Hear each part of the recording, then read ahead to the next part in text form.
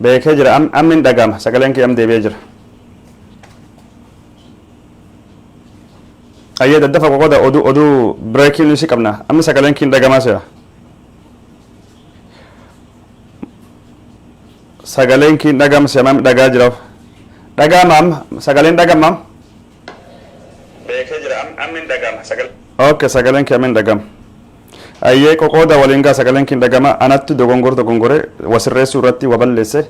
Sagaleen kee ammin dhagama daawwattoota jalatamaaf kabajamoo qoqoda facaasa waliin gaa sagantaan kee jalqabuu deema.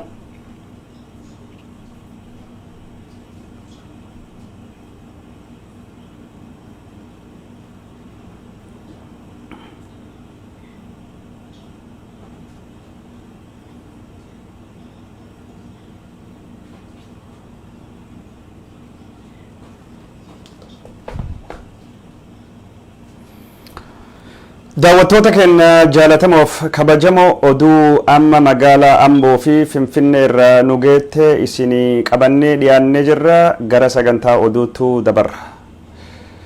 Magaalaa Amboo keessatti qeerroon Amboo Hacaaluu Hundeessaa armatti awwaalamu Finfinneetti awwaalama eegii jedhanii murteessaniin duubatti dhukaasii guddaan magaalaa Ambootti dhagahame hidhattoonni mootummaa maatii Hacaaluutii fi hiriyaa Hacaaluu nam lamas ijjeessanii jiranii magaalaa Amboo keessatti yeroo ammaa kana lolii cimaan deemaa akka turee fi namni hedduu miidhamuun himamee jira. Jawaar Mohammad mana hidhaa Maayikilaawii jedhamu kanaan dura cufame keessatti hidhamuun isaa dhagahamee jira. Jawaar Mohammadiitii fi waayilii isaa hedduutti waliin hidhamee jira. Jawaar Mohammad lagannaa nyaataa gubbaa jira oduu amma dhageennan. Finfinnee fi magaalota Oromiyaa keessatti warri mootummaan Abiyyi gurmeessan nafxanyoonni bakka adda addaatti Oromoo gubbaattu tarkaanfii fudhachaa jiranii Finfinnee man keessa yookaan ganda manirra deemuun nama tumaa fi nama reebaa jiraachuullee dhagahamee jira. Oduu kanallee isinitti mudeemna lakkoofsi Oromiyaa keessa kanam du'ee baay'ee dabalee jira. Harargeetti wani dhagayaa jirru lakkoofsi amanuun baay'ee nam dhiba. Adaabbattu namni hedduun dhumate bakka hedduutti lakkoofsi namni dhumatellee hin qabna isinitti mudeemna garuu waa hunda duraayyuu haala Finfinneetti fi haala Amboo isinii gabaasna gara oduutu dabarra. Daawwattoota jaallatamuuf kabajamoo gara bal'ina oduu kanattu dabarra. Amboo keessatti kalee yookaan ammoo akka sa'aatii Itoophiyaatti ganama har'a reeffi Hacaaluu Hundeessaa kabaja isaa malu magaalaa Ambootti awwaalamuu qabaa malee magaalaa Finfinneetti awwaalamuu qabaa malee Amboo keessatti hin awwaalamu jechuun qeerroon Amboo murtii dabarsee turte. Murtii kan keessa Hacaaluun goota Oromoo Oromiyaaf du'ee Finfinneetti du'ee Finfinneef qabsaa'ee Finfinneetti wareegame wanni isaa reeffi akka hattuu Ambootti dhufamee gatamuuf hin jiru jechaa turanii reeffi Hacaaluu Finfinneedhaan helikopteriin fuudhamee qarqara magaalaa Ambootti geeffamee magaalaa Amboo irraa mana Hacaaluu dura balbal dura buusee mootummaan bira deeme. Yeroo kanatti reeffa kana uummati marsee kalee qeerroon Amboo bakka hundayyuu wal gahanii Hacaaluun asodoon taane bakki awwaala isaa mara akka goota biyyattuu Finfinneetti awwaalamuu qabaa jedhanii murteessanii murtiin kun dabballee mootummaa kamaatii Hacaaluu doorsiftee ilmi keenya akkasitti nu awwaalamnutti fedhe Finfinneerra nutti fidatee jedha dubbadda jedhanii waan dubbachuu danii fi dabballee mootummaa kan dhimma kan irratti muudamanii hedduu dheekkamsiise. Karaa kanaanii mootummaan Hacaaluun kamisa dhufu magaalaa Ambootti awwaalamaa jedhee murteesse. Maatiin Hacaaluutii fi akkasumas qeerroon Amboo Hacaaluun Finfinneef du'ee Finfinneetti du'ee Hacaaluun Oromoof du'ee goota Oromooti du'a isaatii fi awwaal isaallee ka murteeffatu uummata Oromooti malee hattuu kaadiree biltsiginnaa mitiidha. Uummatii kun murteesse ummati akkas eegii murteessan dubatti mootummaan Abiyyi ganda san ni marsee waraan isaatiin Hacaaluun akkinni awwaalamu maatiin isaa akkinni murtii jiratu qeerroon naannoo sun akkinni bittinnaahu godhamaa ture. Ummati san hin dhageenye maatiin isaa siyaada hin jijjiiranne qeerroonis Hacaaluun goota Oromoo maraati Finfinneetti ijjeefame Finfinneetti awwaalamuu qaba eegii jedhameen duubatti walitti garreeffannaatti waraana mootummaa kan naannoo sun turee fi deeggartoota Hacaaluutiif maatii Hacaaluu jidduutti ture. Jidduu kana keessatti mootummaan humna yaada warraa jijjiirsisuu fi qeerroo naannoo san jirtu bittinneessuu fi humna itti fayyadamee rasaasa dhukaasee bifuma rasaasa dhukaas kanaanii maatii Hacaaluu keessa namni lama miidhama odeeffannoon nu arganne magaalaan Booranii mirkaneessa.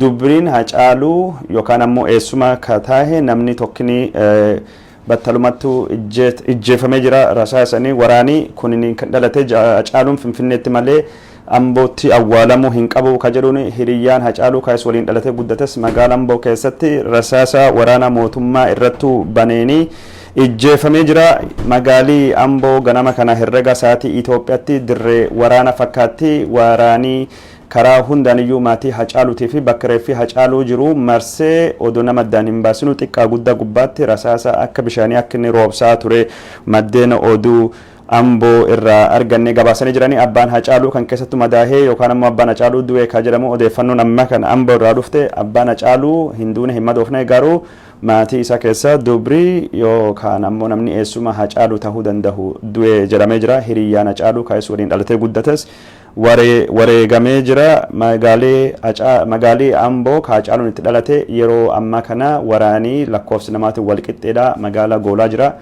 Ummati ammoo ka dallane waraana kan magaalaa keessa bakka hedduutti wal lolaa wal aariyaa Hacaaluun gootaa fi kabaji isaa malu malee akkasitti akka lukkuu haatanii dhoksaanii akka kontorbaandiin awwaaltan jedhee fincilaa jira. Haalli kun haala magaalaa Amboo keessa jiru. Magaalii Amboo yeroo ammaa tana bifa kanaaniyyuu raafamaa jirti. Amboo qofaa miti magaalaa Gincii keessatti raafama guddaatu oolee qeerroon shawaa lixaa Hacaaluun gootii Oromoo jechuun Oromootu awwaalataa biltsiginnaan ijjeestanii isa awwaala jettanii nutti dhufuuni kun qoosadha jedhanii biltsiginnaa achi gussanii jiranii. Mootummaan Abiy Ahmed haala ammaan tan jiruuni ummata to'achuu dadhabee jira. Reeffa Hacaaluus tamutu himamaa jira. Reeffi Hacaaluu xayyaaranii yookaan helikopteriin Finfinnee gubbaa faamee teessoo waraana kakaloo sanittu jirutu geeffamee achirraa maatii Hacaaluutti makiinanii oofamee balbal durattu gatamee. Reeffi Hacaaluu yeroo ammaa kana keemikaala akka reeffi hin tortorreeni yaalamaa jiraachuu baachuus wanni beekame hin jiru. Maatii Hacaaluun achitti awwaalamu jedhamee wal dura gaarreeffannaatu jira. Mootummaan Biltsiginnaa, mootummaan Abiy Ahmed, mootummaan Shimallis Abdiisaa reeffa Hacaaluu mana jireenya abbaa isaa irraa hatuutu dhagahamaa jira. Oduun kun hagammaan kan irratti hojjechaa jirrutti Hacaaluu maatii salam keessa namni du'e. Amboo keessatti waraanii guddaan deemaa jira. Oromoon biyya addunyaa kana gubbaa jirtanii fi Oromoon biyya keessa jirtanii malli biraa ka Oromoo baasuu qabsaa'uu, malli biraa ka Oromoo baasuu lolachuu, malli biraa ka Oromoo baasuu falmii ammaa kan jiru itti fuufuu malee malli biraa hin jiru. Mootummaan kenna jiraa kenna miti du'aa kenna iyyuu bakki hin qabu. Hacaaluu Hundeessaa reeffisa akkasittuu godhamee maatii isaa ka yeroo ammaa kana gaddi gubbaa jiru ijjeefamuun akka malee uummata Ambootii fi uummata Oromiyaa guutuu dallansiisee jira. Hacaaluu Hundeessaa nun ijjeesne Hacaaluun goota hiriyya waggaa 10 an beeku jedhe muummichi ministeera imimmaan nyaachaa buusaa karaa miidiyaatiin gabbahee kalee dubbataa ture. Namni gari dhugaas haa ture. Anis wajjin dhaladhee guddadhee Hacaaluu hiriyyaa kiyya guddaa qaama kiyya dhabee jedhe kantiibaan Finfinnee kantiibaa Takkala Uumaa dubbatee ture. Namni ta'etu dhugaa seehee pirezidaantii mootummaa naannoo Oromiyaa waa'ee Hacaaluu gabbee akkasuma innis bo'aa dubbate. Haati Alangaas Adaanech Abeebees ishiinis gabbaate waan Hacaaluu akkasittu bo'aa dubbatanii warri kun jechuun wanni ta'e kun waan isaan itti yaadini gaddanii jiranii jedhee namni haa ta'etti Oromoon waan kan keessa Abiy harki hin qabu fedhe warri garuu amanaa ture. Ammaan tana Hacaaluun Finfinneettu hin awwaalamu, Finfinneettu awwaalii sana ta'uu hin qabu jedhamee mormii hagas ga'u mootummaan kaasee bakka namni reeffa Hacaaluu irrattu wal gahee mari'achaa jirutu rasaasa gosa kana ummata irratti banuuni maatii Hacaaluu keessa nam tokkoo fi hiriyyaa isaa waliin nam lama akkasumas ummata naannoo sanii gubbaatti miidhaanii rasaasan hagas dhaqqabuun diinummaa mootummaa kana kadaangaa darbee nutti agarsiisa. Qeerroon Oromoo Hacaaluun hawwaalata. Hacaaluun du'uu isaa miti awwaal dhabuun isaa kuniyyuu du'aa biraati. Oromoon bakki jirtan hunda tokkummaan dhaabadha. Malli jiru waliin taanee falmachuu, waliin taanee dhaabamuu yookaan ammoo waliin taanee falmannee bilisa bahuudha jedhanii jiranii. Daawwatoo jaalatamuuf kabajamoo oduun amma kan magaalaa Amboo gubbaa dhuftu oduu akka malee amanuun hedduu nama dhibu waa hedduu qulqulleeffachuu fi haalii telefoonaan Finfinnee argachuu hin danda'anii intarneetii hin jiru. Suura waan kan argachuu rakkisaadha. Garuu telefoonaan nama Finfinnee jiruu fi nama Amboo jiru argannee jira. Odeeffannoo